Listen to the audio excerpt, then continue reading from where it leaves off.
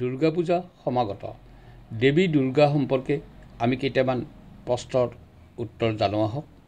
কেইটামান দুৰ্গা দেৱী সম্পৰ্কীয় কুইজ।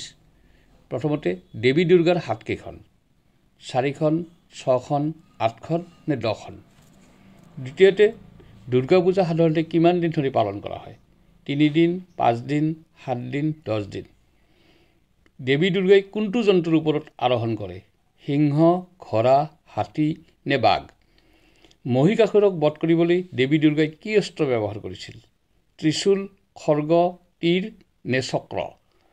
দেৱী দুৰ্গাক কাৰ কন্যা বুলি জনা যায়?